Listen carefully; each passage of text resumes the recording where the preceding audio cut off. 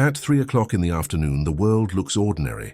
Streets move, clocks tick, people rush about unaware that eternity is opening above them.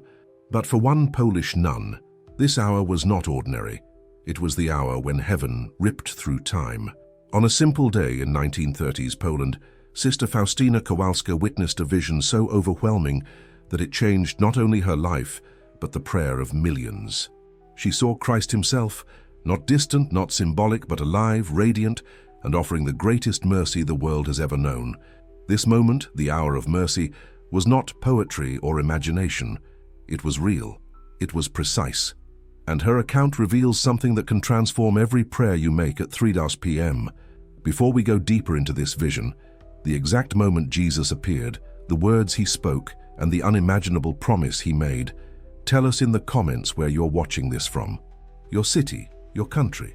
And if you want to discover more true documented stories from the saints every week, subscribe to Divine Echo and stay with us. Now, listen carefully, because what you're about to hear is preserved in Faustina's diary, paragraph 699. Not a legend, not a tradition, a literal transcription of the moment Jesus taught her and the world how to pray at the hour of mercy. The story begins with an instruction. Jesus does not appear out of nowhere. He speaks with intention.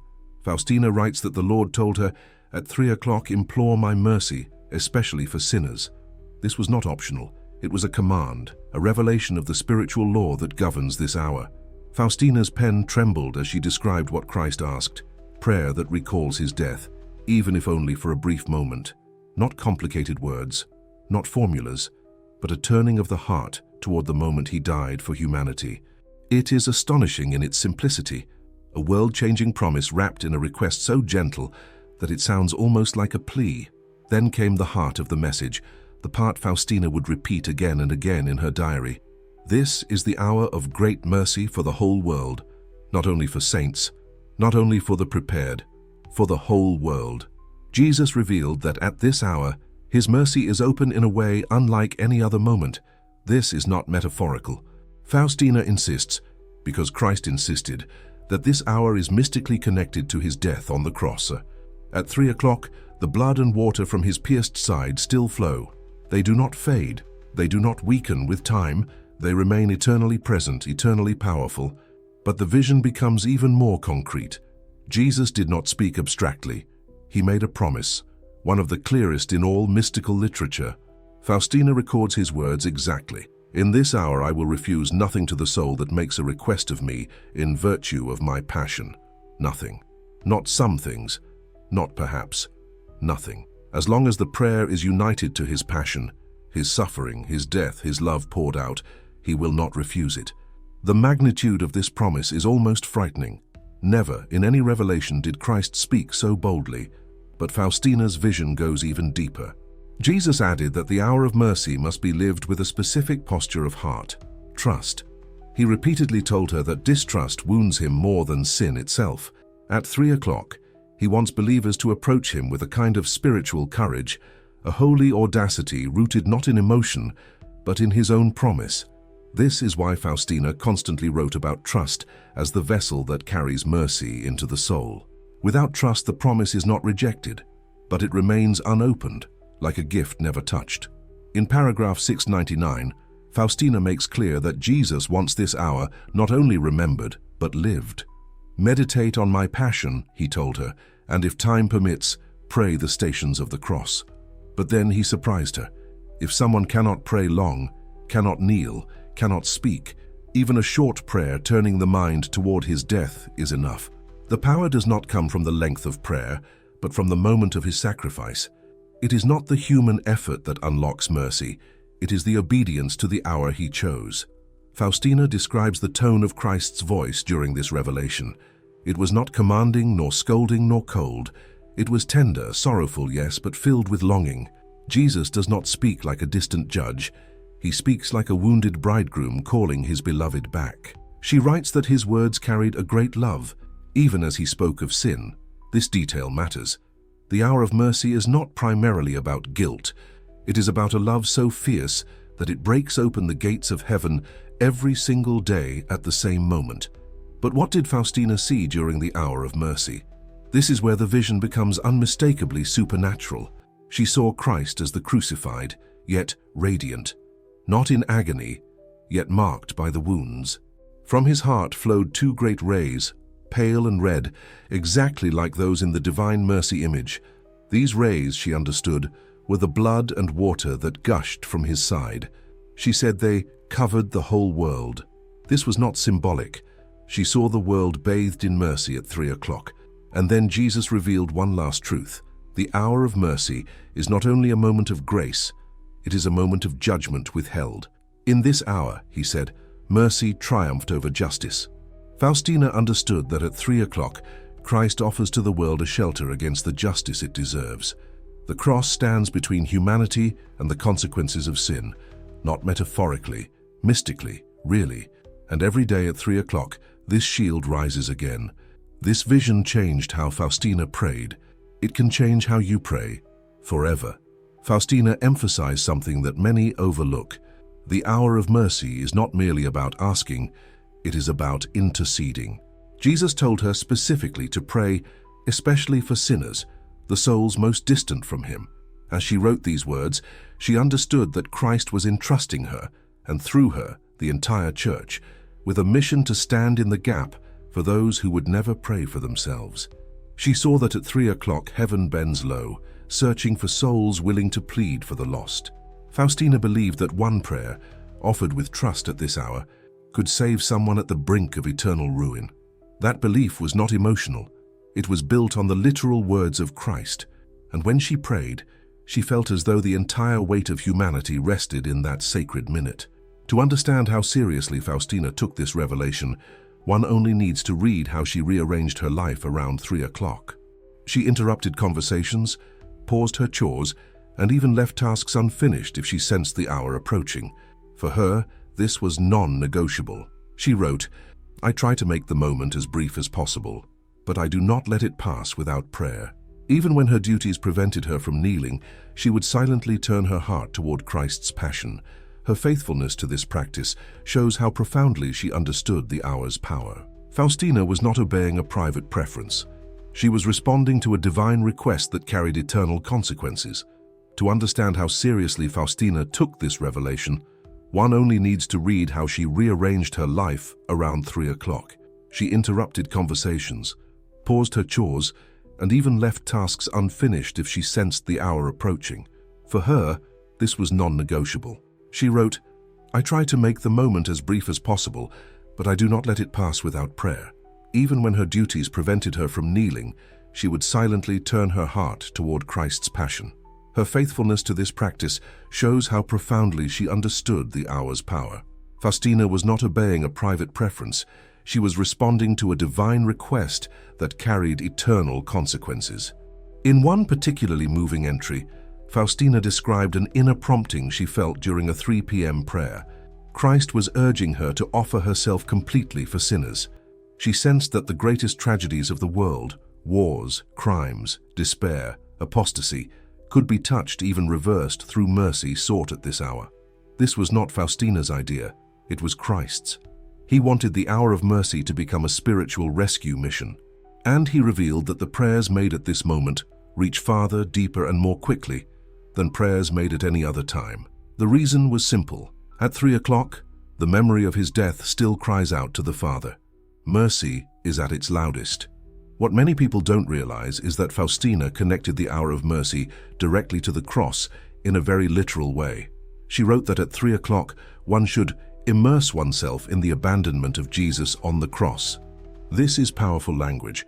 Not think about his abandonment, not remember it. Immerse yourself in it. She understood that the Passion is not a historical event locked in the past. It is a living mystery, eternally present in God. When you pray at 3 p.m., you are stepping into the moment Christ saved the world. Faustina believed this with absolute certainty because Jesus himself revealed it to her.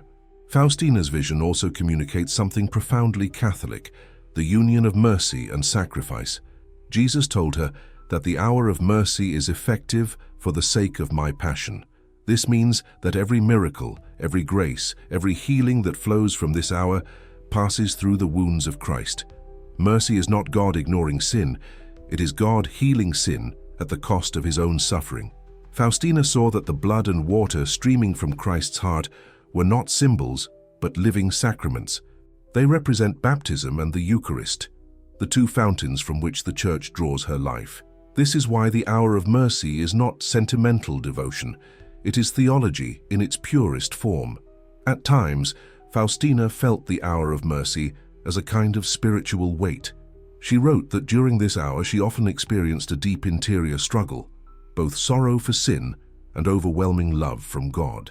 She understood that this tension was part of the mystery. Christ was inviting her to share in a very small way the agony and love he experienced on the cross. This was not mystical suffering for its own sake. It was participation. It was union. And Faustina knew that this union made her prayer more powerful. She was not merely reading words from a page. She was joining Christ in the moment he redeemed the world. One of the most striking aspects of Faustina's account is her clarity. She never exaggerates. She never dramatizes. When she describes the 3 o'clock revelation, she writes with precision, sobriety, and obedience to the Church. She does not invent images. She reports what she experienced exactly as it happened. This makes her testimony even more compelling. Faustina was not writing poetry. She was writing history. The hour of mercy is a documented spiritual event, not a legend, and because of that, her words carry a kind of authority that continues to shape Catholic spirituality across the world. Faustina's vision includes a warning. Christ said that souls who refuse his mercy at this hour would face justice. He did not say it with anger, but with sorrow. She understood that mercy rejected becomes judgment, not because God seeks to punish, but because the soul closes itself to the only remedy capable of saving it.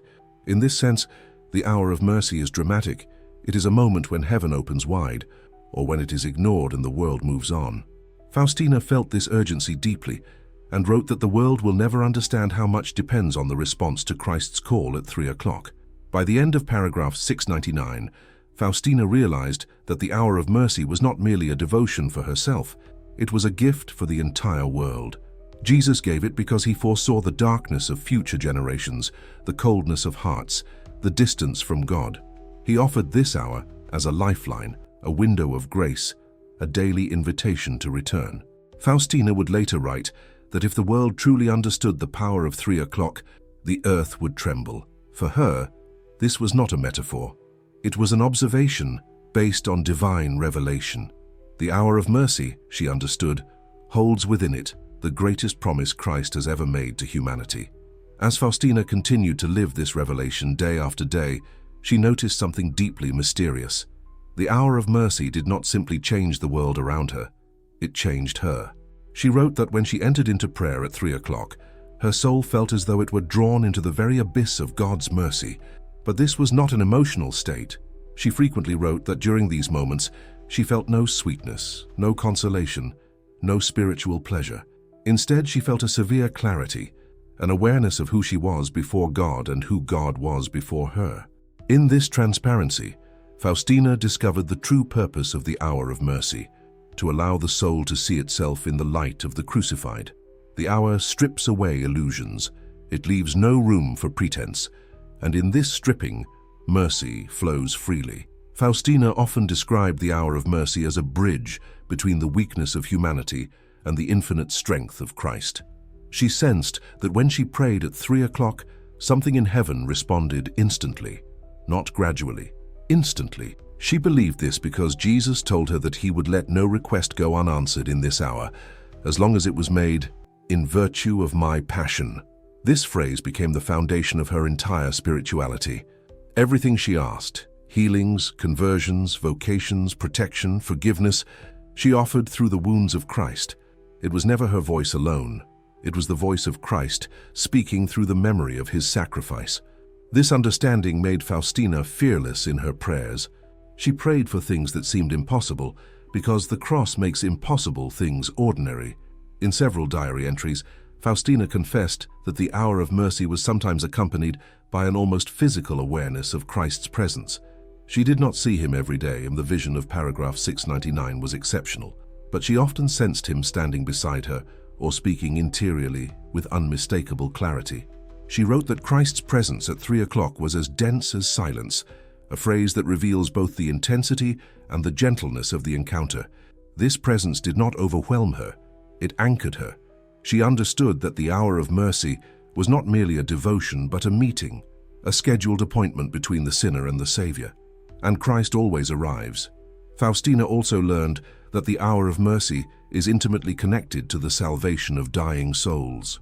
Jesus told her repeatedly that souls in their final moments were granted extraordinary grace at 3 o'clock when someone prayed for them. She began offering the hour of mercy specifically for the dying, especially those most hardened or most alone.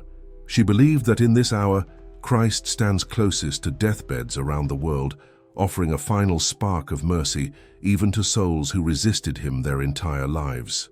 This belief was not sentimental optimism. It was grounded in Christ's own promise. At this hour, I will stand between the Father and the dying soul. Faustina saw this hour as the last open door for countless souls. Faustina's deepening obedience to Christ's instruction created a paradox in her life. The more she prayed at 3 o'clock, the more suffering she experienced. But she understood why. Christ was drawing her into his passion, not to crush her, but to unite her with his saving work. She wrote that at times during the hour of mercy, she felt a sharp pain in her heart, as though a small share of Christ's suffering were being given to her. This was never pathological. Faustina was mentally sound and spiritually balanced. Rather, it was mystical participation. Christ allowed her to feel in a tiny and purified way the spiritual wounds of the world, and through this, she prayed with more authenticity and more power. One of the most profound insights Faustina recorded is that mercy is not passive. It is not mere forgiveness. It is action. She wrote that at 3 o'clock, Christ's mercy rushes forth like a river seeking every soul open to it. This explains why the Divine Mercy devotion has spread globally. Mercy is not content to remain still. It seeks, it pursues, it reaches. Faustina understood that the hour of mercy is the moment when this river flows with extraordinary intensity, and she believed that every person on earth, no matter how far from God, could be caught in that river if someone prayed for them at 3 o'clock. Faustina's obedience sometimes caused conflict in her convent. Some sisters did not understand why she insisted on pausing at 3 o'clock, even during labor or chores. Others viewed her fidelity as unnecessary zeal, but Faustina remained gentle and obedient. If a superior commanded her to continue working at 3, she obeyed externally and offered the hour of mercy interiorly. She wrote that Christ was pleased more by obedience than by sacrifice. This distinction shaped her understanding of the devotion. The hour of mercy is not rigid, it is relational. It is not about perfect conditions, it is about the heart turning toward the cross, no matter the circumstance. Faustina recorded that Christ wanted the hour of mercy to spread beyond the walls of her convent, that it was meant for the entire world. He asked her to remind humanity that mercy is the last hope for salvation. This was not a threat. It was a warning rooted in love. She understood that the world was heading toward spiritual danger, not because God desired punishment, but because humanity was drifting away from grace. The hour of mercy was given as a remedy for this drift, a lighthouse for a world lost in moral fog. And Faustina believed that if enough souls embraced this devotion, entire nations could be spared calamity. The more Faustina prayed at 3 o'clock, the more she understood that the hour of mercy is also the hour of identity. It reveals who God is, mercy itself, and it reveals who we are, creatures desperate for love we cannot repay. Faustina saw that in this hour, God bends low, stooping to the level of the wounded, the weary, the guilty, the confused. She realized that mercy is not God tolerating human weakness. It is God running toward human weakness with arms open. This revelation changed her spiritual posture forever.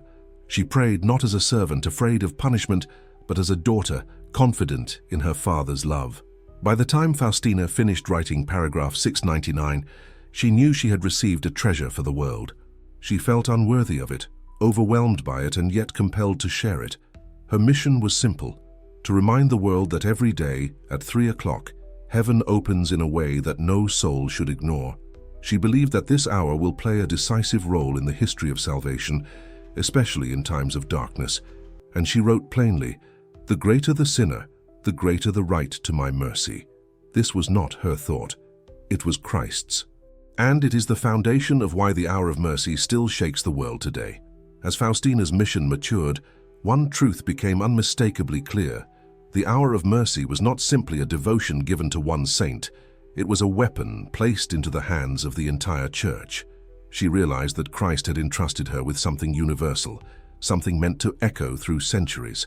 She wrote that Jesus spoke of this hour with an urgency she had never heard before. It was not optional, it was essential. Faustina knew that Christ was preparing the world for a time when mercy would become the last refuge for humanity.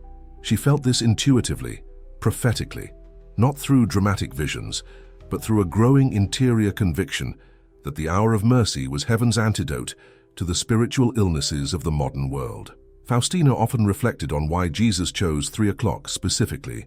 The answer was simple. It was the moment when Christ surrendered his spirit, the moment the veil of the temple tore, the moment the heart of God was opened for the world. She realized that the hour of mercy is the eternal echo of that moment. It is the daily memorial of Christ's death, not through ritual observance, but through spiritual participation. At 3 o'clock, the cross is not a memory. It is a doorway. Faustina understood this with startling clarity. When Christ died, mercy burst into the world like light breaking through a sealed tomb, and that light never stopped shining. Faustina often reflected on why Jesus chose 3 o'clock specifically. The answer was simple. It was the moment when Christ surrendered his spirit, the moment the veil of the temple tore, the moment the heart of God was opened for the world. She realized that the hour of mercy is the eternal echo of that moment. It is the daily memorial of Christ's death, not through ritual observance, but through spiritual participation. At 3 o'clock, the cross is not a memory. It is a doorway. Faustina understood this with startling clarity. When Christ died, mercy burst into the world like light breaking through a sealed tomb, and that light never stopped shining. One of the most beautiful lines Faustina ever wrote about the hour of mercy is this: "At that hour, mercy was opened wide for every soul, not merely offered, not merely available, opened wide." She understood that at 3 o'clock the heart of Christ is not cautious, not selective, not restrained.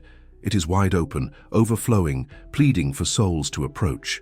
Faustina believed that the hour of mercy reveals God's deepest desire, that no soul be lost. This is why the devotion is inseparable from evangelization. To invite someone to pray at 3 o'clock is to invite them into the very center of God's love. As Faustina grew closer to death, she felt an increasing urgency to pass on the hour of mercy. She wrote repeatedly that she feared people would ignore it or treat it as a mere pious practice among many others. She insisted that this would be a tragic misunderstanding. The hour of mercy, she wrote, is a moment of unfathomable grace. She believed that the spiritual battles of the future, wars, deceptions, moral confusion, would require a devotion of equal magnitude. And Christ had given the church exactly that. Faustina felt like a witness, entrusted with a secret that could not be buried with her. Her entire mission depended on it. In one of her final entries, Faustina reflected on the connection between the hour of mercy and the divine mercy image. She understood the rays that flow from Christ's heart, the pale and the red, as a visual expression of the same grace he pours out at 3 o'clock. She saw them as living streams. When people pray the hour of mercy, they step into these rays. They are washed by the water of baptism, strengthened by the blood of the Eucharist, and embraced by the love that flowed from Christ's pierced heart. This imagery was not symbolic for her. It was experiential. She lived inside those rays every day. Faustina also wrote that the hour of mercy is especially powerful when united to forgiveness. Jesus told her multiple times that mercy flows without limits when a soul forgives others. She understood that the heart of Christ is wounded most by hardness, resentment, and refusal to pardon. And so at 3 o'clock, she often forgave people who had hurt her, even when her emotions resisted. She believed that forgiveness opens the soul to mercy, the way a wound opens to healing balm. This insight is perhaps one of the most practical and transformative aspects of the devotion, one that countless people overlook. Near the end of her life, Faustina had a profound realization. The hour of mercy is not only for times of crisis, but for times of routine, dryness, fatigue, and even boredom.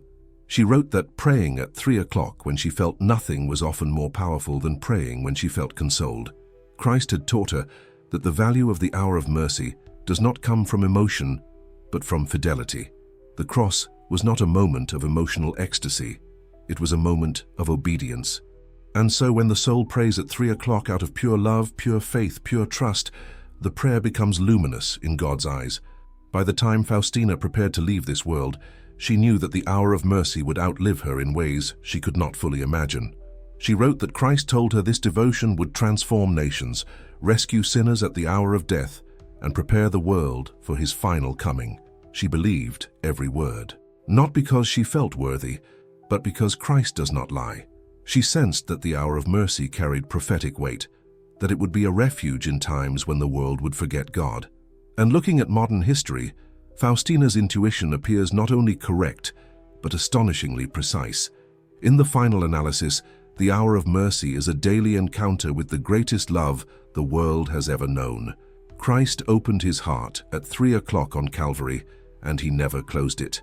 Faustina's mission was simply to remind the world of a truth that was always there, that mercy stands like an open door every single day at the moment Christ died for humanity. Her message is simple and monumental. Stop, turn toward Jesus, and ask for mercy, because at this hour heaven refuses nothing. And if you live this devotion the way she did, the way Christ asked, it will not only change how you pray, it will change who you are.